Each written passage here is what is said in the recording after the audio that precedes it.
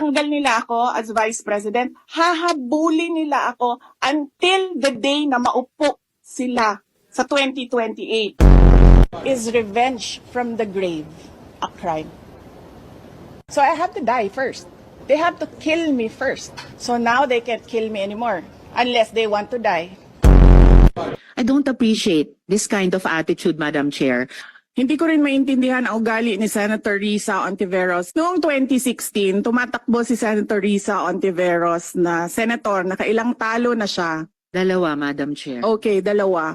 Natatakot siya sa pangatlong talo niya, kaya pumunta siya sa Davao. Humingi siya ng tulong. Humingi siya ng tulong sa akin. Tinext niya ako. Pwede ba akong mag-follow up sa hinihingi kong tulong sa boto dyan sa Davao City?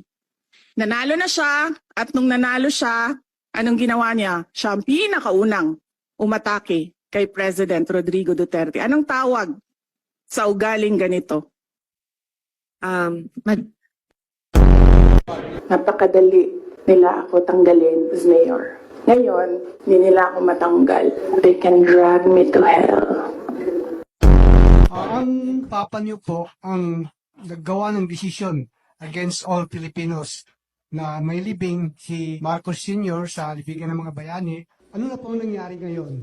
Nakalimutan na po ba ng nakaupo ngayon? Hindi ko alam. Pero isang beses sinabihan ko talaga si Senator Amy. Sabi ko sa kanya, kung hindi kayo tumigil, huhukayin ko yung tatay ninyo. Itatapon ko siya sa West Philippine Sea. Nandun pa yun sa group chat. Merong mga nakakita.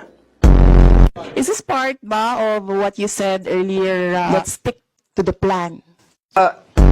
BBM o Martin Romualdez? No. Okay.